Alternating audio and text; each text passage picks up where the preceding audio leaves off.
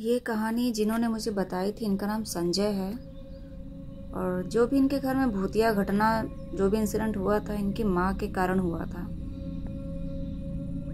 संजय बताते हैं कि जब इनके पापा ख़त्म हुए थे उसके बाद इनकी माँ थोड़ी डिस्टर्ब हो गई थी और थोड़ा बहुत नेचर उनका चेंज हो गया था। थोड़ा बहुत कुछ ना कुछ बोलती रहती थी, या उनके एक अंदर गंदी आदत ये आ गई थी कि वो चोरी करने लगी थी। कहीं भी आसपास की दुकान या मार्केट कहीं जाती थी तो कुछ भी छोटा मोटा सामान वो ऐसे मार लेती थी। और ये हरकत सब लोग जान गए थे, सब जानते भी थे, लेकिन कोई कुछ कहता नहीं था। शिकायतें बहुत आती थी, लेकिन संजय का एक अच्छा नेचर था जिसके कारण सब इनकी माँ को ज़्यादा कोई कुछ कहता नहीं था। और बहुत बड़ा सामान नहीं, छोटा मोटा सामान, जैसे कहीं किसी मार्केट में गई तो छोटा सामान कोई उठाने लगी या कुछ भी उठा के रख लिया, खाने पीने का सामान रख लिया। ये सब हरकतों से संजय भी काफ़ी परेशान थे। इन्होंने कई बार माँ को समझाया भी, लेकिन वो हर बार रोने लगती थी क्योंकि इनके पापा को ख़त्म हुए ज़्यादा टाइम भी नहीं हुआ था। तो माँ को रोता देख के फिर इन्होंने भी उनको उसी हाल पे छोड़ दिया कि चलो इनको चोरी करने या ये सब करने में सुकून मिलता है तो करने दो। और बहुत ऐसा वो नुकसान भी नहीं करती थी, खाली छोटी मोटी चीज़ें कहीं ना कहीं से उठा लाती थी। और ये अपनी माँ को रोक भी नहीं सकते थे, ये भी मजबूर थे। हाँ, एक इनके अंदर एक और आदत थी कि इनके इस नेचर के कारण या ये थोड़ा बहुत लड़ने लगती थी। मोहल्ले के आसपास लोगों से इनकी बनती नहीं थी, किसी से ही बहस करने लगती थी। कोई अपना सामान जैसे मांगने आता था, दे तो देती थी लेकिन ये बहस करती थी। तो इस कारण इनके घर में, संजय के घर में कोई नहीं आता था। ना रिश्तेदार ज़्यादा कोई आते थे, ना मोहल्ले के लोग ज़्यादा इनसे बातें करते थे। और इनके घर तभी कोई आता था जिस दिन संजय घर पे होते थे। और इस स्टोरी में भूतिया घटना क्या हुई थी, ये हुआ था एक बार इनके जब दिवाली का फेस्टिवल पड़ा था। तो दिवाली लोगों ने अच्छे से मनाई, दिवाली बीत भी गई। लेकिन दिवाली के छठे दिन के बाद से तब इनके घर में कुछ अलग अलग सी घटनाएं होने लगी थी जो इनकी माँ से रिलेटेड था। हेलो, मेरा नाम आंचल है और आप हैं मेरे साथ मेरे YouTube channel real horror incident में। संजय एक प्राइवेट जॉब करते थे और इनके घर में और कोई नहीं था, खाली ये थे और इनकी मम्मी थी। इनकी मम्मी कोई भी ज़्यादा काम नहीं करती थी। इनके हस्बैंड जब एक्सपायर हुए थे, वो खाली मॉर्निंग का जो रूटीन होता है, थोड़ा वॉशिंग या डस्टिंग, बस यही करती थी। लेकिन वो कुकिंग बिल्कुल नहीं करती थी। खाना पकाने वाला जो भी काम होता था संजय खुद करते थे। मॉर्निंग में अपना बना कर रखते थे, ले जाते थे, और शाम को जब आते थे तो खुद ही खाना बनाते थे। इन सबसे इनकी माँ को कोई मतलब नहीं था। वो बस यही करती थी। संजय ऑफिस गए, उन्होंने कमरे में कुंडी लगाई और सीधे बाहर मोहल्ले में टहलना शुरू। ये सब पूरा मोहल्ला जानता था, लेकिन कोई उनको कुछ ज़्यादा कहता नहीं था और संजय भी ज़्यादा कुछ नहीं कहते थे, क्योंकि छोटी छोटी बात पर रोना शुरू कर देती और बहुत परेशान हो जाती थी और डिप्रेशन में चली जाती थी। बहुत इलाज भी कराया संजय ने, काफ़ी सालों तक इलाज चला। इनके पापा के ख़त्म होने के बाद कम से कम 2 साल तक इलाज चला। फिर भी जब कोई इम्प्रूवमेंट नहीं हो रहा था तो संजय ने इलाज बंद कर दिया, क्योंकि बहुत ज़्यादा सैलरी भी इनकी नहीं थी कि सारा पैसा इलाज में ही गंवा दें। दिवाली के छठे दिन की बात है, जब संजय ऑफिस से लौट कर आए थे तो उनको अपने मम्मी के कमरे से बोलने की आवाज़ें आ रही थी। ये 8 साढ़े 8 बजे का टाइम रहा होगा जब ये ऑफिस से आते थे। ये बात ये जानते थे कि इनके घर में कोई अलग से कोई नहीं आता है मिलने, ना कोई पड़ोसी आता था ना कोई रिश्तेदार। और ये भी था कि इनकी मम्मी कभी कभी खुद ही बोलती थी, लेकिन बहुत ही रेयर होता था कि जब वो बड़बड़ाती थी, कभी कभी, ज़्यादा नहीं ये सब हरकतें करती थी। उस दिन भी यही हुआ। जब ये आए तो उनको मम्मी के रूम से बोलने की आवाज़ें आ रही थी और बहुत ही अच्छे से, जैसे कोई बातें कर रहा हो, कोई बैठा हो और ये बातें कर रही हो। तो इन्होंने तुरंत झाँक कर देखा मम्मी के कमरे में, तो उनके मम्मी के कमरे में एक खटिया पड़ी हुई थी, चारपाई जो होती है बिनी हुई रस्सी से, वो उसी पर लेटती थी। तो उन्होंने जब झाँक कर देखा तो उनकी मम्मी खटिया पर लेटी हुई थी और वो पीछे की तरफ सर नीचे लटकाए किसी से बातें कर रही थी। जैसे आप किसी बेड पर लेटेंगे और बेड के नीचे कोई है, आप झाँक कर उससे बातें कर रहे हो, तो उसी पोजीशन में वो झाँक कर बातें कर रही थी। संजय को ये बहुत अटपटा सा लगा कि इनकी माँ इस तरह से किससे बातें कर रही हैं। तो उन्होंने तुरंत मम्मी मम्मी कह के जब आवाज़ लगाई और जब वो पलट के देखी हैं तो उन्हें संजय ने यही पूछा कि तुम किससे बातें कर रही हो, यहाँ तो कोई तो है नहीं। वो कुछ बोली नहीं। 2-3 बार संजय ने पूछा लेकिन फिर भी वो कुछ उन्होंने रिप्लाई नहीं किया। तो संजय को यही लगा शायद इनका जो डिप्रेशन है, ये मानसिक बीमारी थोड़ी बढ़ती जा रही है। तो उन्होंने भी कुछ कहा नहीं और उन्हें खाना बनाना था। खैर कुकिंग इन सब में वो लग गए। अच्छा, रात का जब खाने का टाइम हुआ तब इनकी मम्मी मिठाई निकाल के लाई कहीं से और संजय की थाली में रखते हुए बोली कि लो मिठाई खाओ। तो संजय बोले मिठाई कहाँ से आई, कौन दे गया था, कहाँ से तुम ले आई हो। उनकी माँ बोली कि किसी ने दिया नहीं, हम लाए हैं। तब संजय समझ गए कि ये कहीं गई होंगी, कहीं से उठा लाई हैं ये। संजय गुस्साए भी कि तुम ये सब काम करना बंद करो, अच्छा नहीं लगता है, पूरे मोहल्ले में सब बातें करते हैं, गुस्साते हैं। अब उन्होंने तुरंत रोना शुरू कर दिया कि हमने चोरी नहीं की और सब यहाँ पे ऐसे ही बोलते हैं, हमने ऐसा कुछ नहीं किया। तो संजय ने कहा ठीक है तुम्हें खाना खा लो लेकिन हमें नहीं खाना है, या तुम्हें भी नहीं खाना तो उसको जाके वहीं रखो कहीं अंदर। जब संजय ने नहीं खाया तो उनकी माँ ने भी मिठाई का पीस उठाया और सीधे अपना अंदर ले जाके रूम में जहाँ वो लेटती थी वहीं कहीं जाकर उन्होंने रख दिया। फिर दोनों लोगों ने खाना खाया।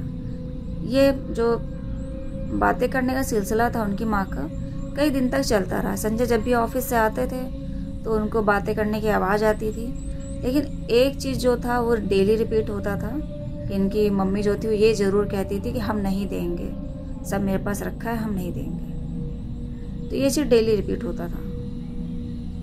संजय को ये सुनते सुनते कम से कम 3-4 दिन हो गया, 5 दिन हो गया, 10 दिन हो गया कि इनकी माँ डेली, और जब भी ये रूम में झांकते थे बस वो ऐसे ही खटिया से पीछे लटक कर नीचे झांक रही हैं और कहीं किसी से बातें कर रही हैं। तो इस चीज़ को उन्होंने ज़्यादा सोचा नहीं क्योंकि वो जानते थे कि उनकी माँ थोड़ा सा बिहेवियर चेंज है उनका। उनके पापा के जाने के बाद से वो डिप्रेशन में चली गई थी, तो कहीं ना कहीं वही सब चीज़ें हैं इनके अंदर। अपनी माँ को जब इस तरह से बातें करते देखते थे तो संजय को यही लगता था कि इनकी मम्मी की दिक्कतें ज़्यादा बढ़ रही हैं। हो सकेगा तो दवाई फिर से स्टार्ट करवा देंगे, लेकिन अभी मैं नहीं करा सकता, कुछ टाइम का वेट करना पड़ेगा। रात में ये जो बातें करने के इनका जो चल रहा था ये कम से कम 10 से 15 दिन हो चुके थे। रेगुलर संजय ऑफिस से आते थे तो उनको बात करते ही पाते थे। एक दिन रात में इनकी जब 1-1:30 बजा होगा आँख खुली तो जैसे इनको लग रहा था कि कहीं से किसी का दम घुटने की ऐसी आवाज़ आ रही थी, कि कोई किसी का गला दबा रहा हो या मुंह बंद किया हो तो ऐसे दम घुटने की आवाज़ आती है, तो वैसी आवाज़ इनको सुनाई दी। तो ये आसपास देखने लगे कि ऐसी आवाज़ कहाँ से आ रही है। तब इनको तुरंत अपनी मम्मी का ख्याल आया और भागते हुए जब मतलब जस्ट इनका जो रूम था उसी से जो वॉल थी उसी के पीछे वाले रूम में इनकी मम्मी का रूम था, तो उन्होंने वहाँ झाँक कर जल्दी से देखा तो इनकी माँ जो थी उनका दोनों हाथ पूरा उसी जो खटिया चारपाई थी उसी में जकड़ा हुआ था दोनों तरफ से, और वो उसी तरफ मुंह लटका के लेटी हुई थी जिधर से वो बातें करती थी, और उनके पूरे बाल खुले हुए थे, वहीं फर्श पर लटक रहे थे, और उन्हीं के मुंह से बहुत अजीब सी आवाज़ें आ रही थी जैसे कोई उनको बहुत ही गला दबा रहा हो या मुंह बंद कर रहा हो। इन्होंने मम्मी मम्मी करके आवाज़ दिया और दौड़ते हुए गए, उनका हाथ पकड़ के खींचा, लेकिन वो हाथ इनका इतनी तेज़ जकड़ा हुआ था उससे खटिया से कि बहुत कोशिश के बाद भी ये छुड़ा ही नहीं पाए, और उनका मुंह भी पूरा जैसे किसी ने कस रखा था, वो उनका मुंह बिल्कुल हिल ही नहीं रहा था। तो इनको लगा शायद उनकी मम्मी को कोई दौरा वौरा पड़ा है। जब ये अपनी माँ का हाथ नहीं छुड़ा पाए तब ये भागते हुए अपने पड़ोस के घर में गए। 1:30 बज चुका था उस टाइम, लेकिन फिर भी इन्होंने दरवाज़ा खटखटाया कि कोई तो निकलेगा, और वहाँ पे भी एक फैमिली रहती थी, तो अंकल आंटी जो थे पड़ोस के वो संजय को मानते थे, तो वो हमेशा हेल्प करते रहते थे, तो वही अंकल इनके बाहर निकले। तो संजय उनको अपने घर लेकर आए जल्दी से कि अंकल देखिए मम्मी का हाथ कितना जकड़ा हुआ है, वो बिल्कुल मैं हटा नहीं पा रहा हूँ। वो दोनों छुड़ा ही रहे थे कि तभी पीछे से उनकी वाइफ भी आ गई, वो भी मिला के उनका हाथ छुड़ाने लगी। तो 3 लोगों ने मिलकर उनका हाथ छुड़ाया, एक इधर की तरफ से था एक उधर की तरफ से, दोनों हाथ एकदम जकड़े हुए थे, और वो हाथ इतने कस के जकड़े हुए थे जब उसको छुड़ाया है तो उनके दोनों हाथ में रस्सियों की पूरी खरोंचे पड़ गई थी, पूरा रेड कलर के हो गए थे, छिल गया था उनका हाथ। तो उनका हाथ छुड़ाया है तो उसके बाद उनका जो मुंह था तो धीरे धीरे उनका मुंह अपने आप ही फिर खुला, तो इन लोग को भी यही लगा कि शायद कोई दौरा पड़ा है, तभी तो अंकल ने भी ये कहा कि बेटा इनको कोई दौरा पड़ा है, तभी इनका मुंह भी इतनी कसकर बंद हो चुका था और हाथ एकदम से जकड़ गए थे। लेकिन जो उनकी वाइफ थी, उन्होंने खटिया के आसपास देखा तो काफ़ी बाल टूटे पड़े थे इनकी माँ के ही। तो उन्होंने कहा अगर दौरा पड़ा होता तो ये बाल इतने कैसे टूटे हैं, ये तो लग रहा है किसी ने जैसे नोचा है, क्योंकि बाल वो टूटे झड़े वैसे नहीं थे, जैसे किसी ने कस के नोच के नीचे गिराए हैं। और अगर ये बाल इन्होंने खुद नोचे हैं तो उनके हाथ इस तरह से खटिया से न जकड़े होते। उनकी जब बात सुना तो अंकल और जो संजय थे वो भी ध्यान देने लगे कि इनकी माँ का हाथ तो जकड़ा ही हुआ था, लेकिन बाल इस तरह से ढेर सारे टूटे हुए पड़े हैं, किसी ने नोचे हुए। तब जो अंकल थे और संजय थे, इन दोनों ने भी इस बात पर ध्यान दिया। ये भी बात सही है कि अगर बाल ये नोचती तो इस तरह से हाथ इनके जकड़े हुए ना होते। और हाथ देख कर लग रहा था कि बहुत देर से वो जकड़े हुए थे, क्योंकि पूरा एकदम उसमें धारियाँ पड़ गई थी, खरोचे, और पूरा रेड हो गया था। तो उनकी जो वाइफ थी, जो अंकल इनके पड़ोसी थे, उन्होंने साफ कहा कि बेटा ये दौरा नहीं पड़ा है, इनका कुछ और है और इसको कहीं दिखाओ जाके। जब कल मम्मी थोड़ा होश में आए, ठीक रहे, तब इनसे पूछो कि ये कुछ ऐसा कुछ उन्होंने किया है कि जो नहीं करना चाहिए था। खैर तब तक ये 2-2:30 बज चुके थे, तो अंकल आंटी भी इनके चले गए जो पड़ोस में रहते थे। और संजय ने अपनी मम्मी को फिर दोबारा सुला दिया। हुआ काफ़ी देर तक वो मम्मी के पास ही बैठा रहा। अगले दिन जब सुबह हुई तो संजय, फिर इन्होंने 2-3 दिन ऑफिस नहीं गए, छुट्टी ले ली थी कि मम्मी के साथ ही रहेंगे। तो उन्होंने अपनी जो मम्मी की जो चारपाई थी अपने ही रूम में लगा ली। तो उनकी मम्मी ने मना भी किया कि नहीं वहीं लगाओ, मैं वहीं सोऊंगी और मेरे वही जगह है। तो संजय ने मना किया कि नहीं आप मेरे पास ही सोइए, कहीं रात में फिर दोबारा ये दिक्कत आ गई, कम से कम मेरे साथ रहेंगे, मुझे पता तो चल जाएगा। तो जब इन्होंने चारपाई हटाई तब नीचे देखा, वहाँ पे कुछ मटकियाँ रखी हुई थी, 3 मटकियाँ रखी थी वहाँ पे। तो संजय ने, अधिकतर सामान संजय ही लाते थे, घर की देख रेख और सामान लाना, तो उन्होंने ध्यान भी दिया कि मटकी तो हम कभी नहीं लाए थे। नेक्स्ट डे इनकी मम्मी काफ़ी आराम हो गया था और वो सही थी पहले की तरह ही। जो मटकियाँ देखी तो संजय ने फिर मम्मी से पूछा कि मम्मी ये मटकी कहाँ से आई सब। तो उनकी मम्मी एकदम शांत हो गई, कुछ नहीं बोली। संजय ने जब थोड़ा डांटा, मम्मी से पूछा कि ये तुम कहाँ से लाई हो और इन्हीं के चक्कर में तुम्हें कोई कुछ ना हुआ हो, तुमने कुछ खाया पिया है, कहाँ से लाई हो।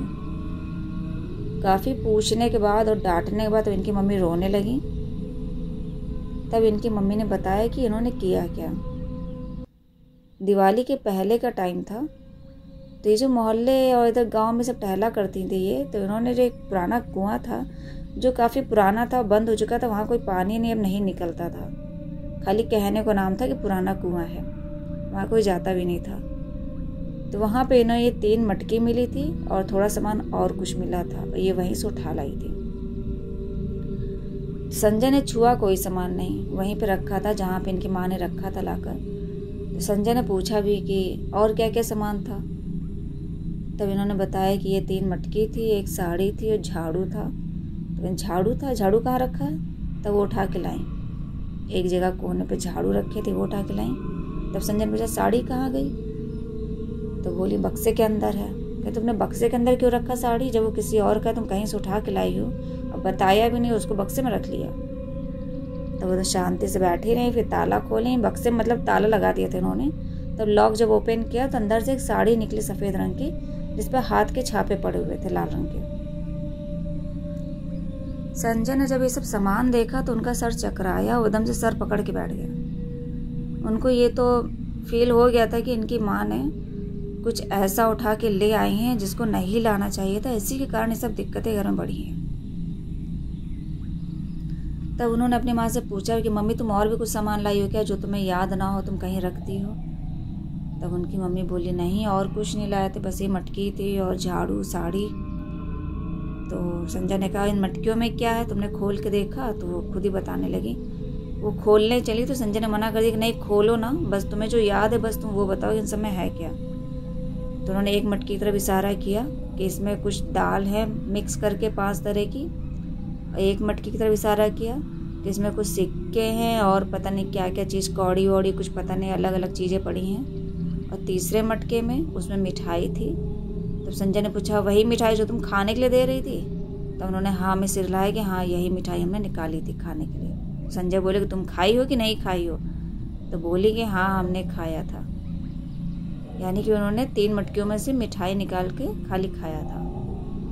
और संजय ने पूछा कि और कोई सामान था? तो कहे नहीं, बस ये साड़ी थी, एक झाड़ू था और कुछ दिया विया और फूल जो सब थे वो सब हम नहीं लाए थे, वो सब वहीं छोड़ आए थे। संजय ने मम्मी को डांटा और यही कहा कि ऐसा इसमें हाथ मत लगाना किसी सामान में, और जो जैसा रखा वहीं रखा रहने दो, और इस कमरे में अब तुम आओगी भी नहीं, तुम वहीं पे आगे वाले कमरे में ही रहो। और उन्होंने उस कमरे को बंद कर दिया। उस कमरे में कोने पे किचन भी बना था, लेकिन तब भी उन्होंने रूम को बंद कर दिया और तुरंत वो बगल में गए, अंकल आंटी को बुला कर लेके आए और वो सारा सामान दिखाया। तब उनकी जो आंटी थी उन्होंने तुरंत कहा कि बेटा ये बहुत बुरी चीज़ें हैं, तुम तो इसको बिल्कुल मत छूना और इसको अभी से अभी इस घर से हटवा दो। तो संजय बोले कि आंटी इन सब कम करे क्या? आप कहिए तो हम ही इसको उठा के फिर रखा है कहीं जहाँ रखना हो।